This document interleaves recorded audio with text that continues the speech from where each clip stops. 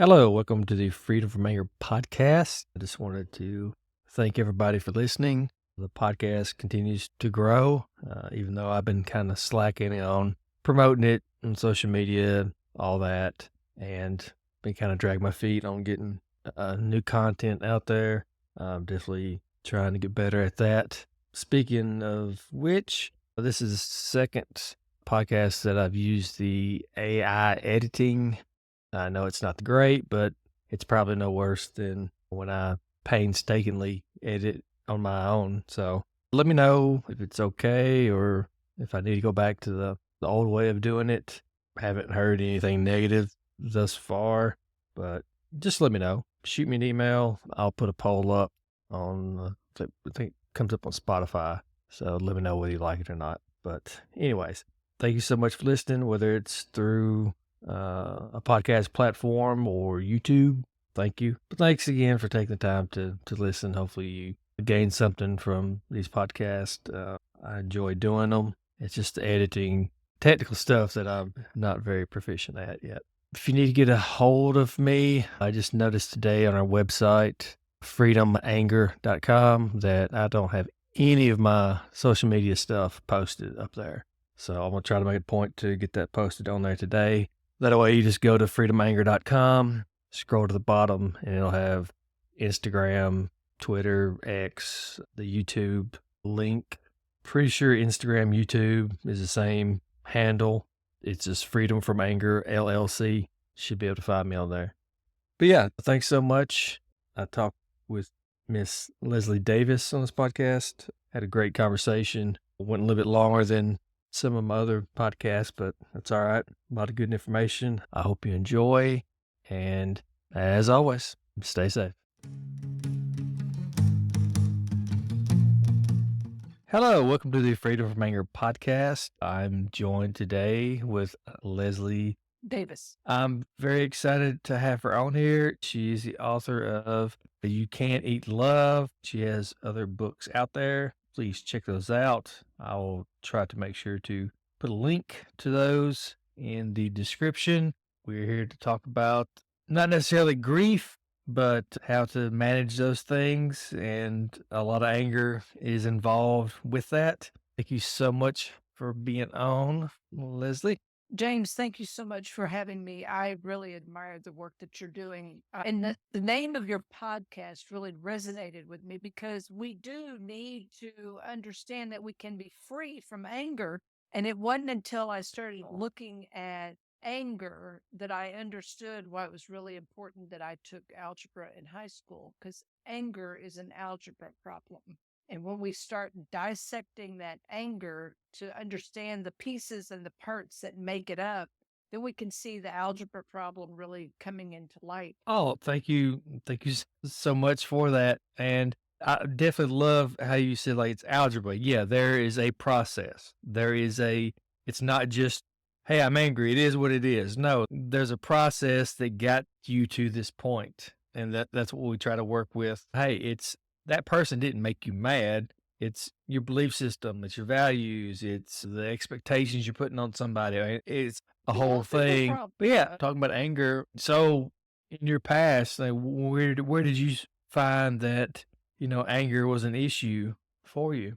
Well, around 2016, I hit a point in my life where I realized I could go one of two directions. One direction was not very helpful, and the other direction was I could get healthy mentally, physically, and emotionally. I chose to take that path. Well, that's where the joke was on me. As a consequence of starting to recognize my feelings, I started having written conversations with myself about what was really going on and where the feelings were coming from. And I started recognizing I felt these weird emotions.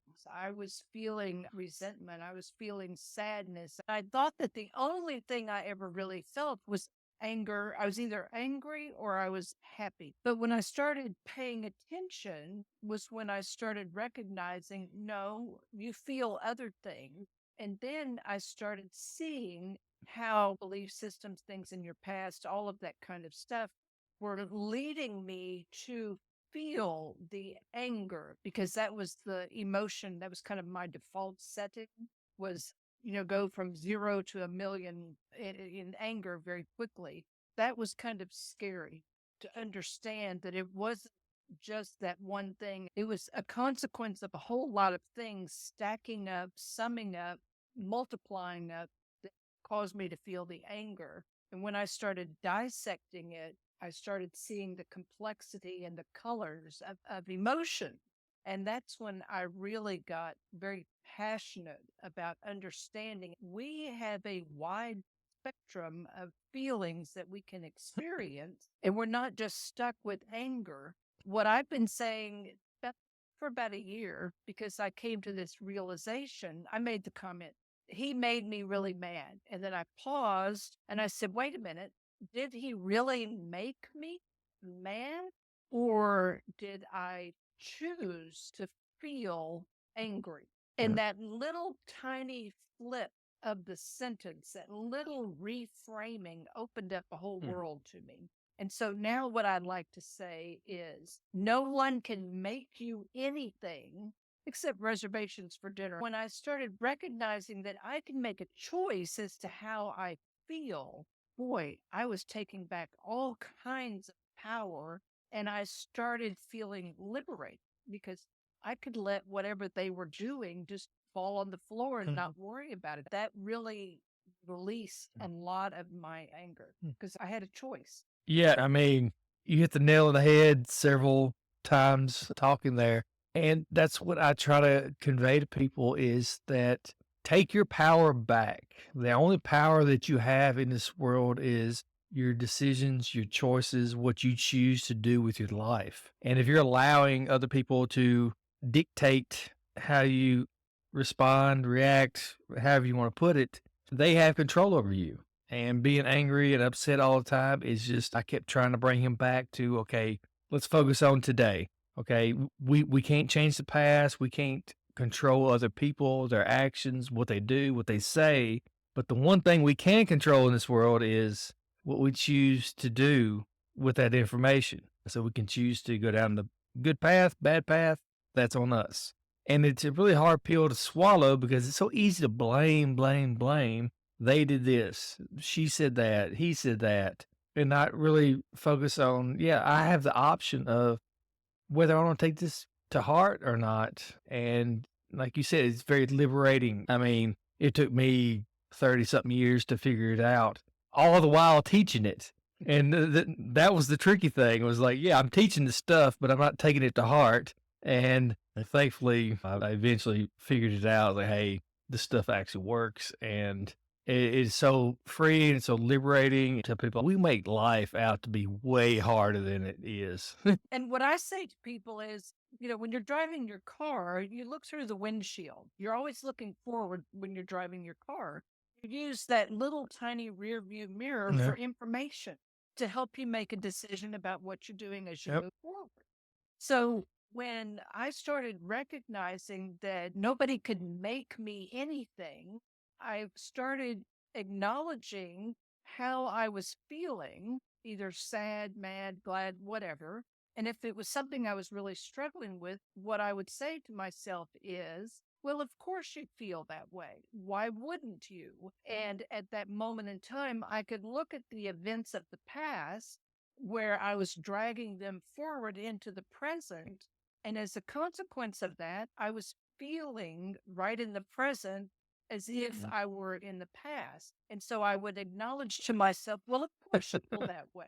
And it was almost as if I was giving myself permission to experience that moment without having to do something right now. And that made a big difference because I felt heard. I felt very heard. Are you sure you're not a client of mine? Because you're hitting on all the high points and all the topics that I'd love to cover. And what I try to share with him, the individual, I mean, I talked to him for quite a while last night and he was just spiraling. I was like, man, you're bringing up all these old things that have happened to you and stuff. I was like, I get it. I understand it's not good, but focus on the here and the now. I said, and guess what? If you're reacting this way now, then those things that happened to you 20 years ago or 15 years ago, Didn't happen back then, it's happening now. And you're putting your body through that and you just focused on these things. We can't go into the past. We can't change what has happened. But what I'm doing right now is my choice and try to look forward rather than backwards. Like you said, there's a reason why the windshield's bigger than the rearview mirror because we need to look forward. Your past is a place of reference, not residence. Exactly. And we have to really focus on, okay, the here and the now. And I just kept trying to bring him back. I said, whoop, stop. Okay, here now. Okay. No, like bring it like, what can you do now, now, now, now?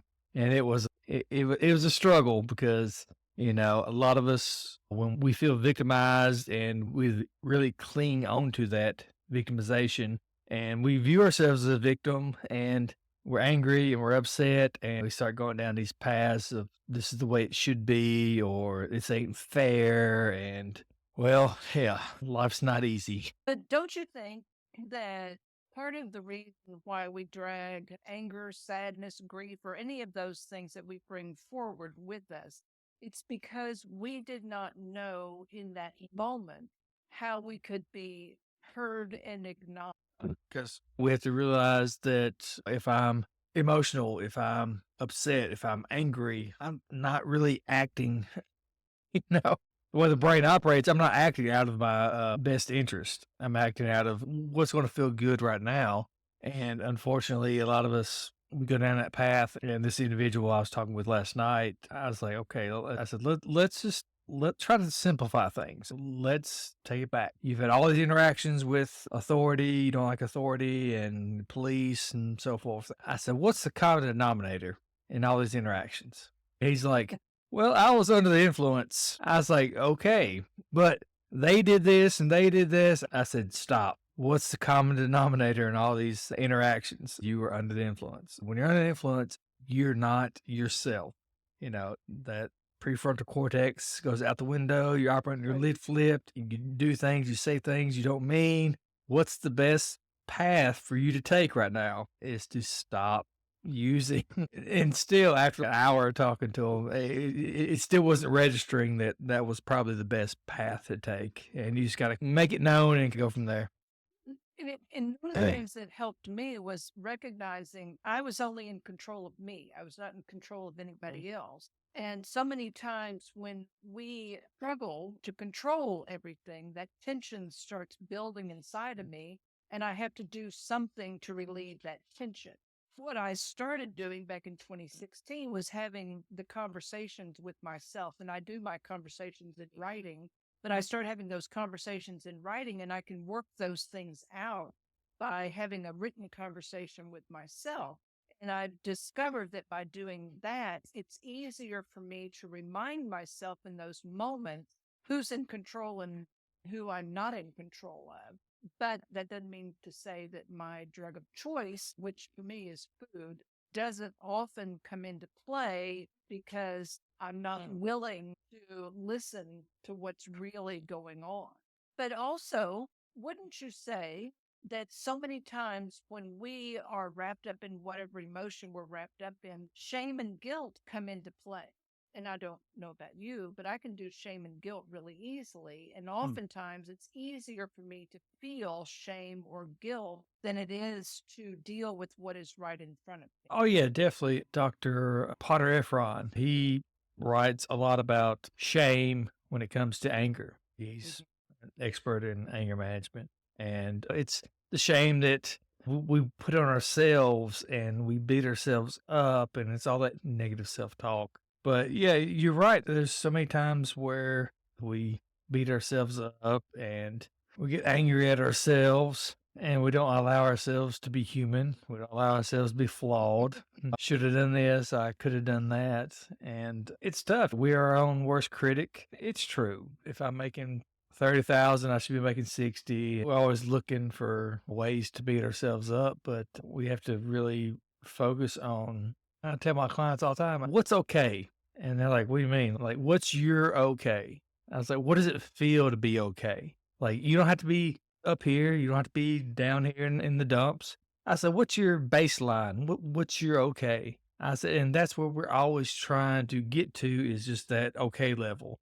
If things are going bad, well, I can get drunk or high, then that'll bring me up here, and then boom, I crash back down. We're constantly trying to get to that baseline of, okay, just realize in the moment what it feels like to be okay.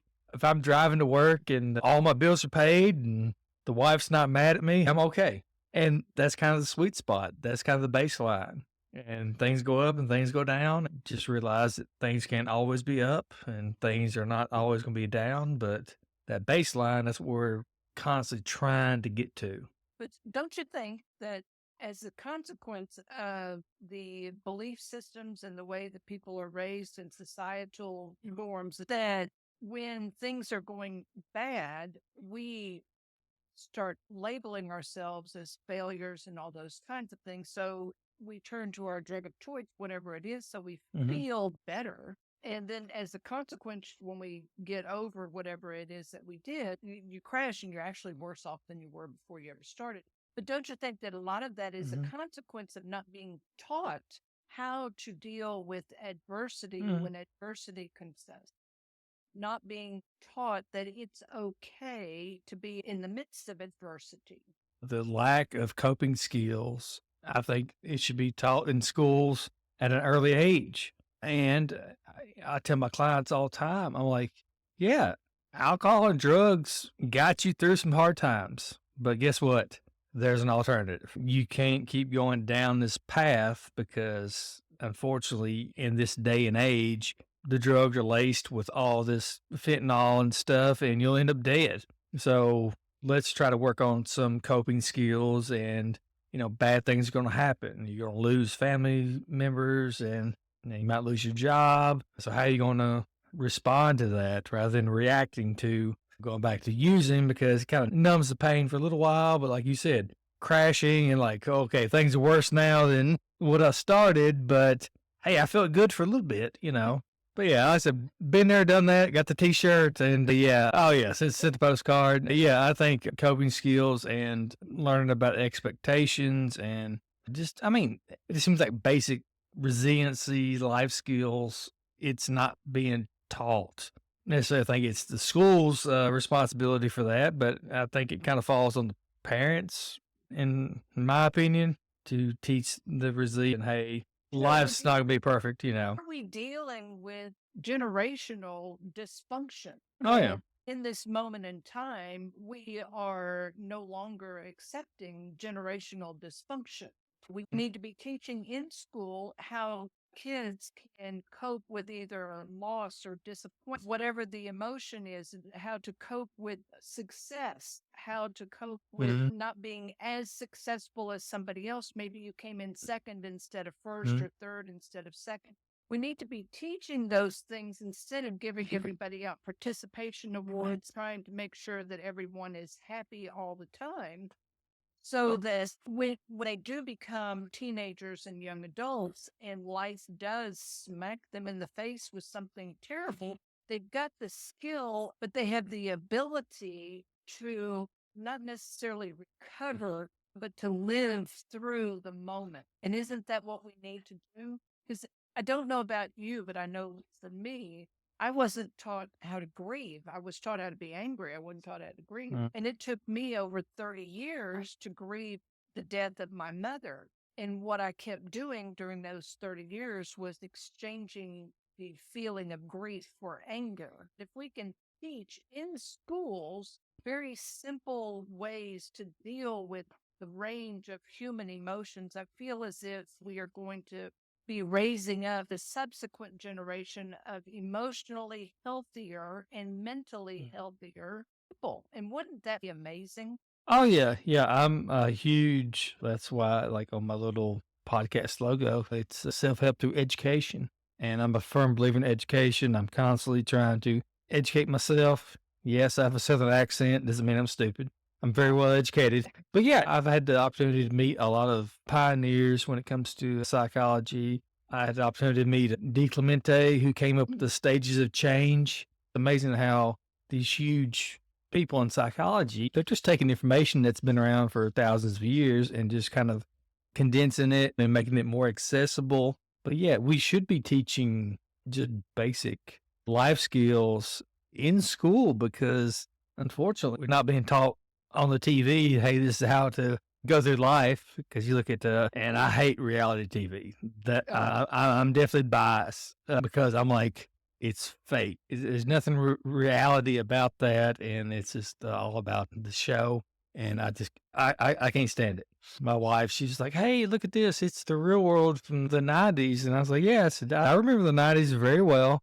And I am thinking this is the end of TV, and I was right. And then reality TV took over. Survivor started it all, didn't it? Oh yeah, I was just like, oh my god, I can't watch this stuff. I don't see the draw to that. I was actually talking to another therapist the other day, and I told her, and she's young, she's kind of fresh out of college and stuff, and I tried to break it down to her as easy as I could. I was like, you're dealing with people who lack just the basic social needs. Mhm. They don't know how to ask for what they want. They don't know how to deal with confrontation.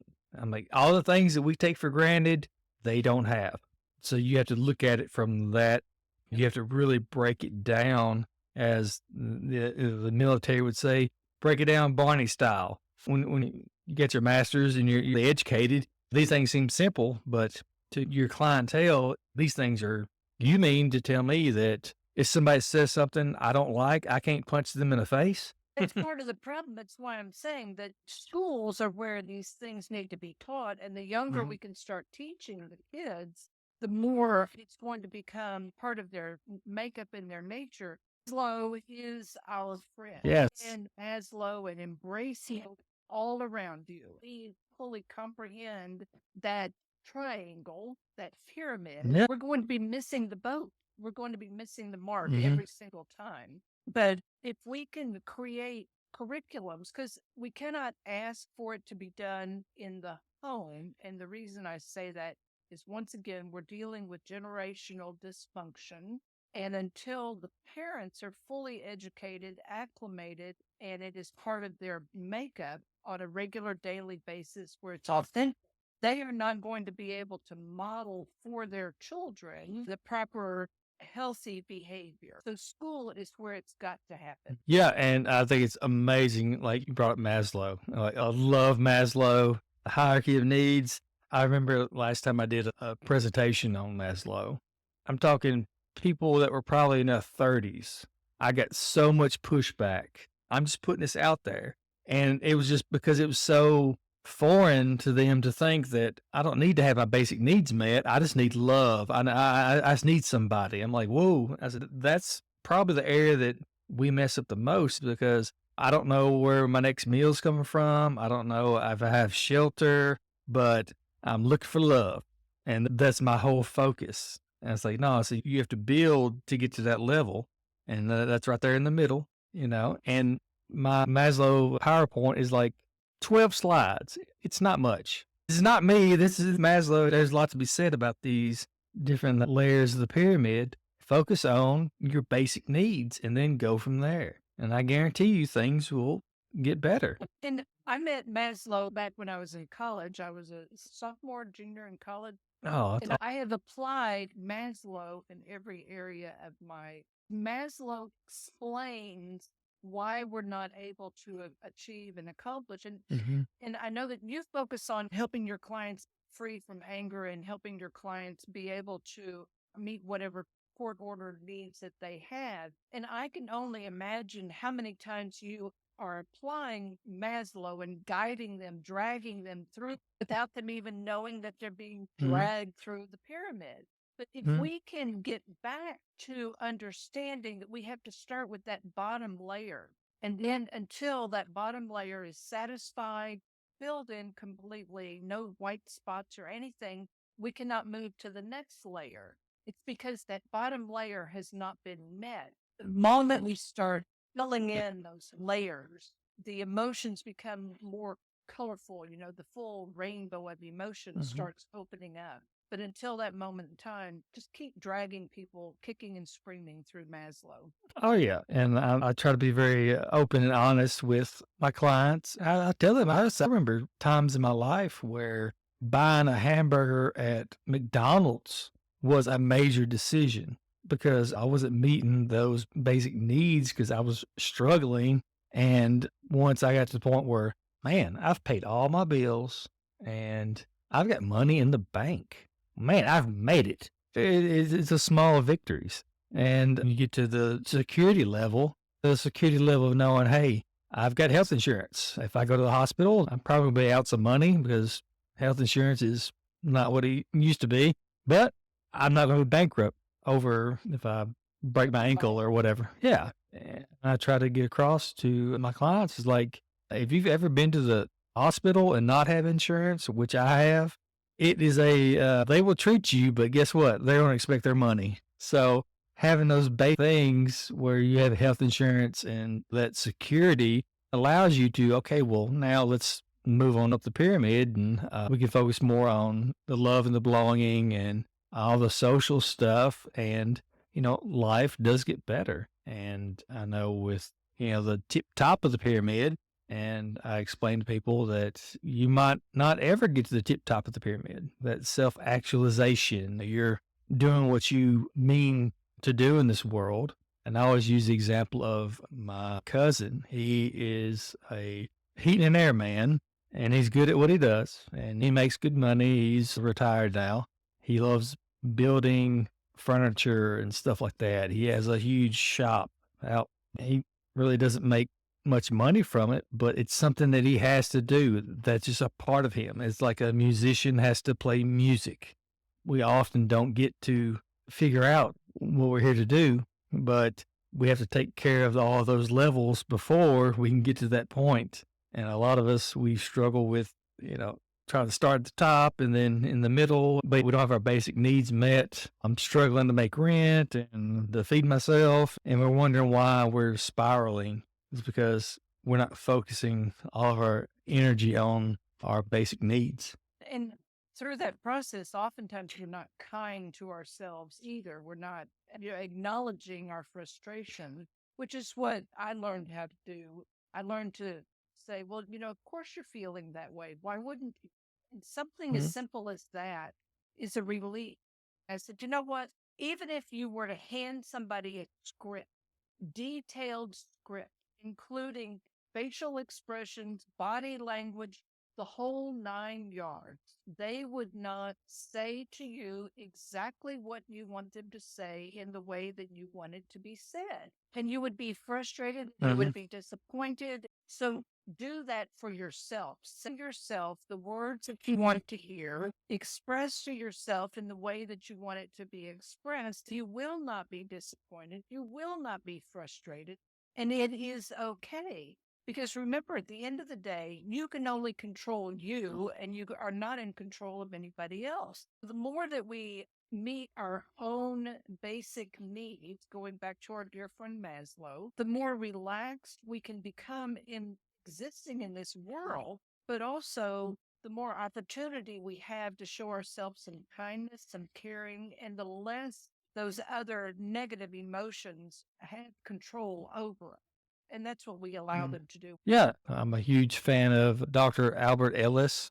If you're not familiar, I call him the grandfather of CBT, cognitive behavioral therapy. It all stems from his work, and psychologists, they love to kind of tweak things and make it their own. I like his approach. He's very straightforward. He's very honest. He's like, hey, you have to stop with the absolutes, should, always, never, those things, rather than lecture my clients. It's like, okay, when these words creep into your brain, just know, hey, that's a red flag. That's a stop sign. Okay, when you start saying should, always, never, I even throw in the word fair. Individual I was working with yesterday, he just kept saying fair. This ain't fair. This ain't fair. This ain't fair. I'm like, well, I said, when I personally hear that word, I think about little Timmy on the playground and so did something. Hey, this ain't fair. I said, that's kind of a childish view on things because you ask somebody, hey, is the world fair? No. Well, then why are you using this word a lot? You're not always going to get what you want. I said, your expectations of people are often going to be not met to your standard. And it's not rational, Ellis would say. Is it rational to go through life and to think that everybody is going to treat me the way I want to be treated. And no, that's not rational because who's going to know what I think and how I feel and my expectations? But we put those expectations on other people and we get upset and we get angry. Told my wife the other day, just expect that you're going to have to do at least half their job for them. You're going to have to call them back and you'll have to reschedule and stuff. I said, don't expect them to take that extra leap to fulfill your needs. You're going to have to go out of your way to do probably half their job for them, like schedule those appointments and all those things. And a lot of times we get caught up in sitting back and like, well, they should do this, they should do that. But yeah, that'd be nice. And I always love Ellis's, quit shooting all over yourself. Yeah. And stop masturbating. If you get that mentality, then you're in for a hard road. And I love the yes, but people. Yes, but. And I tell people, stop. The but after the words after the but are the truth. So stop, start saying the truth in front. And I was laughing, you're talking about fair. My second son was very, very ill with severe asthma when he was growing up. He still has it, but he's an adult and it's not my problem. My oldest one would holler a couple of times, it's fair that he got to do such and such. And I still remember the first time he said it to me. And I looked at him and I said, okay, you want fair? Fair is you get to take all of this medicine. Fair is you get to have all these IVs. And he said, well, I don't want to do that. I said, okay, so then we're not going to worry about being fair. Let's be concerned about equitable, making certain that you get what you need, he gets what he needs, and we're not going to worry about fair. We're going to focus on equitable. And that made a huge difference in how they all looked at the world. We're looking at equitable, not fair. Oh yeah, yeah, yeah. I use the analogy quite a bit. It's like, so and so got a piece of cake. I didn't. Well, that's not fair. Then where do you want to go from here? But yeah, it's certainly something that I worked with individuals with domestic violence charges for many years. We need to be teaching these things in schools. We need to get to them at a younger age because so many domestic violence cases, and it all could be alleviated with a little bit of education. It's like, okay, well, if you treat somebody this way, then the odds of you going to jail is pretty high because I tell people all the time, you're constantly being watched, you're constantly being recorded, and just because you're having an argument in the privacy of your own home doesn't mean the neighbors are not going to call the cops. And then here we go. So we have to be able to really focus on being able to control ourselves and get our expectations. I've had people who, there's no telling how many people that I've worked with have gone to jail over the dishes or food. You might have the expectation of, okay, well, I get home from work, the house must be tidy and dishes must be done. Century. I call it the caveman thinking. I was like, trust me, times have changed. That is the way that they were taught in us. Yeah. It's like if you're dating somebody and their house is a mess, don't expect them to be Molly Maid when you marry them. Think of their socks before, they're not going to pick them up after you marry. Yeah. And I think it really comes down to being able to communicate. What's your expectations of a marriage? Well, we rush into these relationships and we expect, hey, well, this is the way my mom did it, then this is the way my wife's going to do it. Guess what? Two totally different people, two totally different expectations. And I'm very thankful for my mom. She taught me how to cook and clean. She told me, she said, you're not guaranteed to find a wife that does these things for you. So you need to be able to do them for yourself. And guess what? She was right. My wife, she hates cooking. I'm not saying she's a bad cook, but she just does not enjoy it whatsoever. I enjoy cooking. So, problem solved there. Cleaning, my cleaning standards are probably a bit more higher than hers. It's okay. Rather than trying to make her into something that she's not, if I can accept, then we don't need to be together. Well, what you're doing is you're meeting her where she is and you're not setting a standard for her because, again, we circle back to who you can control and you're not in control of her. So accept, where she is and who she is. And when you were talking earlier, one thought that came to me, we need to be teaching empathy. Because that's another thing that people are missing is that whole empathy piece. We don't teach anybody how to be empathetic, how to put themselves in Mhm. somebody else's shoes. And when you're talking about your wife, if you acknowledge, well, she doesn't like to cook, you know what? That's okay. I enjoy cooking, so I'll do the cooking. Two of my boys, I've got three, at least two of them do most of the cooking. You know what? That's okay. I tell people that my mother, the only reason that she fed us is they had laws against, not feeding. Food was not important to my mother, but when, you got six kids, you got six chances for somebody to report you that you're not feeding your kid. It just wasn't important. And my dad accepted that, it wasn't. So I'm grateful that you recognized and you had the courage to say, she can be who she is and I'm going to be who I am and it's all going to be okay. Yeah, and it's going back to what I said earlier is that it's empathy. The example I always give is there's a little animated video explaining empathy versus sympathy. Sympathy is looking over the hole, like somebody's down in the hole and going, "Man, that sucks. Hate to be you." And the empathy is like you're in the hole with them and you're going through what they're going through. It's putting yourself in those shoes is a hard thing for a lot of us to do.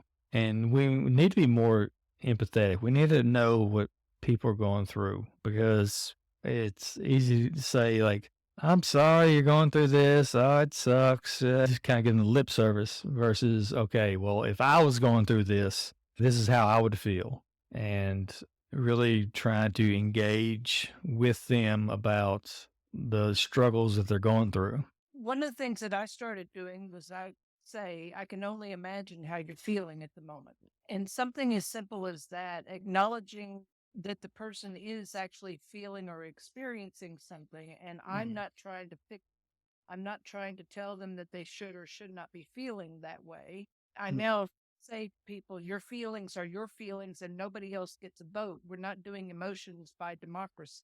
But if we can just simply say something as simple as, I can only imagine what you're feeling right now. Maybe you haven't, but let's engage part of our mind that expands to the possibility that at some point in time we may be in that situation and we can simply allow them to be in whatever situation they're in without telling them, oh, well, you should be feeling that or let me fix it for you.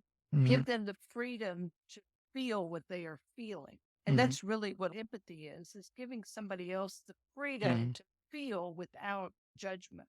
Yeah, have you seen there's a little video out there, the nailing Oh, video? Oh man, I remember early in my relationship with my wife, I'm a fixer. I'm trying to help people do these things. And early in our relationship, she's going through some stuff and I'm here to fix. And I'm trying to tell her what to do and all this stuff. And then finally one day she's like, you know what? I have a therapist and you're not them. So quit trying to be my therapist. I just need you to listen.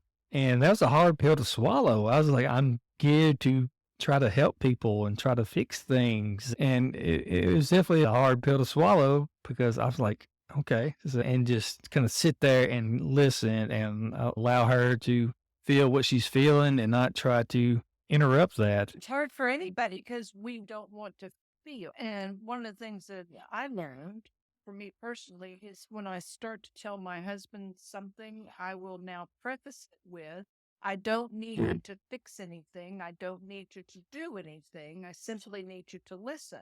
Or if someone is sharing something with me, I will ask you, want some advice or suggestions, or do you just need me to listen? Just as we don't want someone to make assumptions about our needs. So if Mhm. we can simply become more attuned and aware and allow ourselves to be quiet, well, then we will actually hear what's being said instead of our mind freewheeling and spinning, coming up with all these suggestions Mhm. and solutions. And then they're offended when we suggest a solution. I had a problem and I was sharing the problem with her, and she starts telling me how to fix my problem. And I said, Mom, I just needed you to listen. Well, I need to give you advice. I said, if I needed advice, I would have asked for the advice. I just needed you to hear me so I could figure it out for myself. She was offended, but that was what I needed.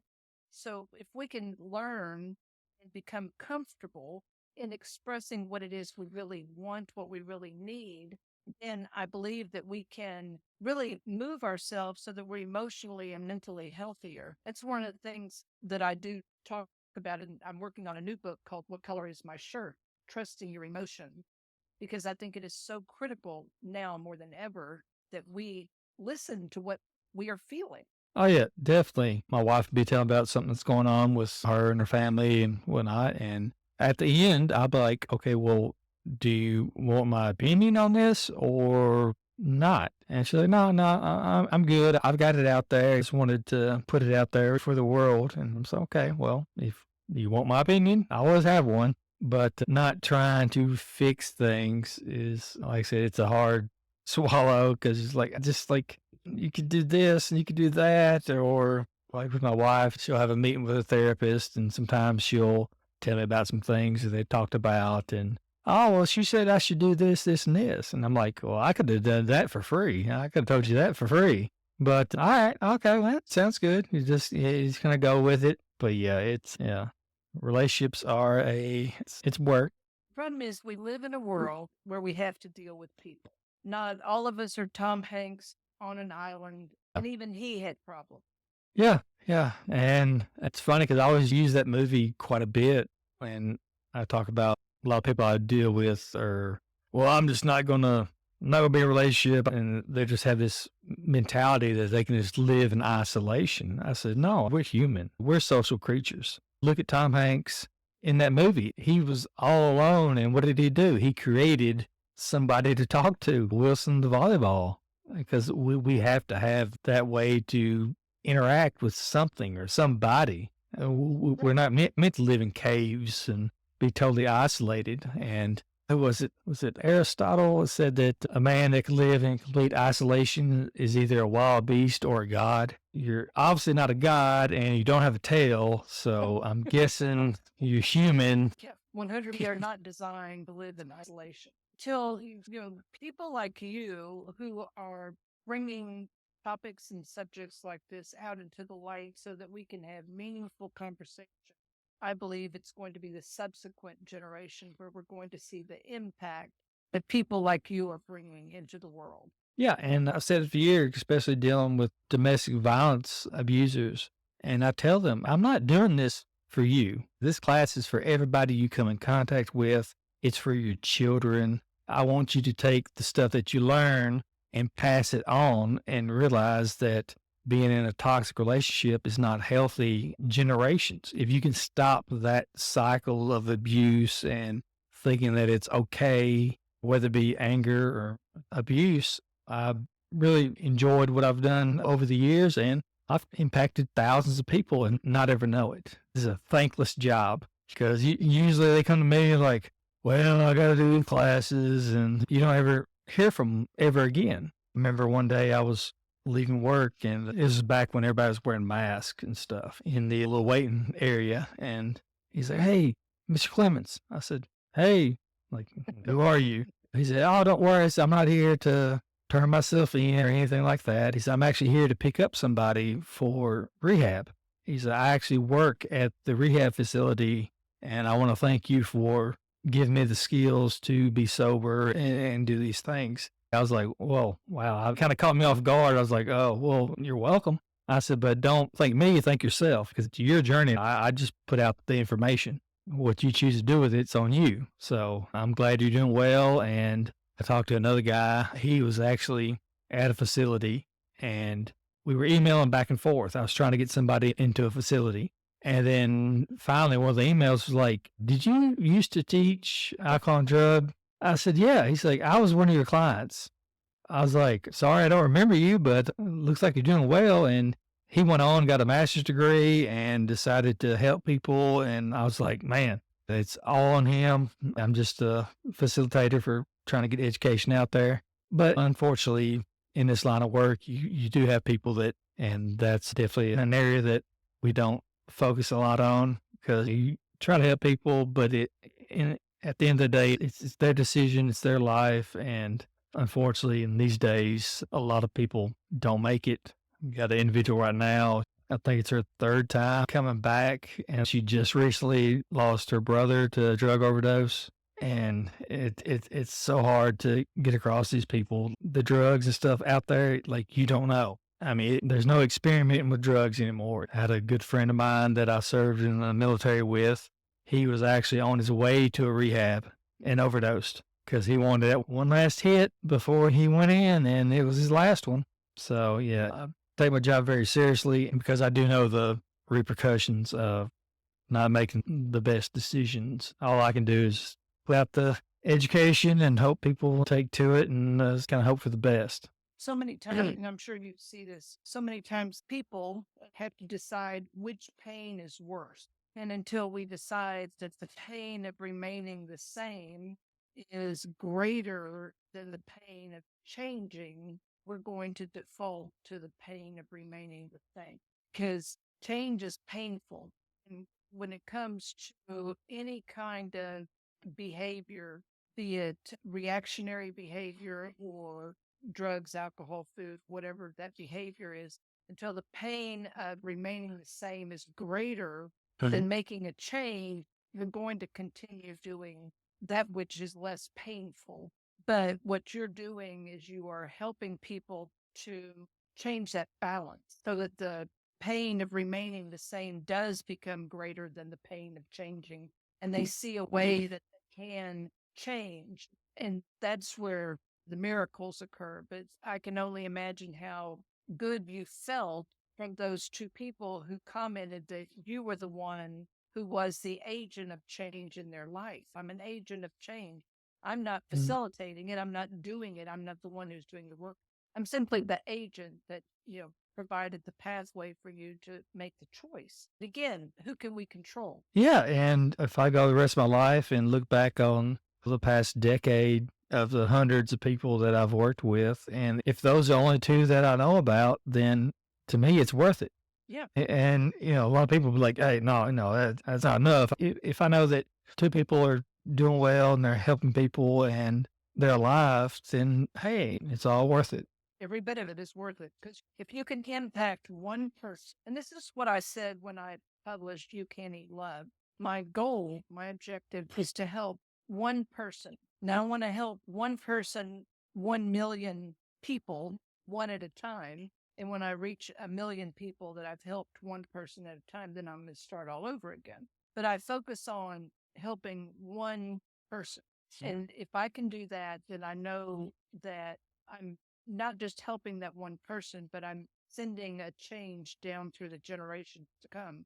Thought about it for years, and after being on other people's podcasts and doing interviews and stuff, found out they were like, just, man, like, you got to get a message, just put it out there. Like, you don't know who's going to listen to it. You don't know how it's going to impact somebody's life. And I was like, all right, well, it's not the greatest podcast, but I'll put it out there and put some information out there. And you don't know who. I could have 1 million subscribers, but it's out there for the world to listen to. So hopefully from this podcast, people take some information and examine themselves. And if they need help, seek out help. I know that's probably a lot of the people that listen are probably male, but that's the hardest thing for us males to do is ask for help. And if they can do it on the slide, so to speak, and listen to something and gather something from it and realize, hey, I might need to reach out and ask for additional assistance. You are destigmatizing something that has a huge stigma to it. So that's the work that you're doing. I'm a licensed alcohol and drug counselor, but I chose to stick to the education point of it because it does destigmatize, because I've talked with many prior military, active military people. We have this machismo about us, the persona, and they're like, well, I'm not talking to a shrink. I'm not talking to a psychiatrist. I was like, oh, that's fine. Talk to me. I said, this is education. And if it leads them down the path to seeking out additional assistance, good on them. But I've been able to kind of break through some of the stigma, some of the walls. It's like, hey, maybe the courts are demanding you take a anger management class, or, hey, we're just talking. Hey, I'll put some information out there and let's see how it goes. And I actually had an individual that came to me he's out in Hawaii. I talked to him a while, but he was ordered for anger management, and me and my associate, Mr. Hines, we started talking to him. I think he did about 20 hours or so. And then like a year later, he emailed me and said, "Hey, I've been a year sober." So from our conversations about anger management, we definitely touched on his drug dependence, and he chose to get sober. So all you have to do is just keep putting it out there, and you have no clue who's going to pick it up. Well, alrighty. Well, I think I could talk to you a lot longer, but I'm sure you got things to do. And I know we didn't touch on some of the areas that we talked about getting into, but it doesn't mean we can't. Chat again. Thank you so much for being on. And I will definitely put the links and stuff to your book, You Can't Eat Love. For those of you that can't see the video, you're not a fat woman. You're not like 500 pounds and like you can't eat love. So I'm going to write a book about being overweight. No, you're far from it. The book is about learning to love yourself, and the journey that I went on to learn to love myself. I had a counselor read the book before I published it.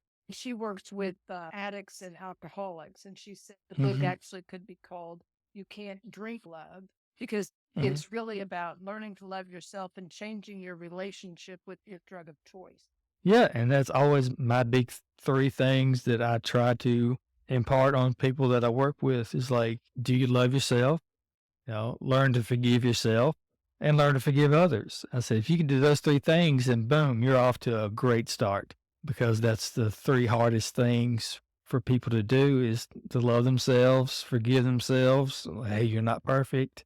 And forgiving other people and letting those things go, it's very tough for them. Very much so. Well, thank you so much for on, and I look forward to chatting with you in the future. All right. Well, thank you so much.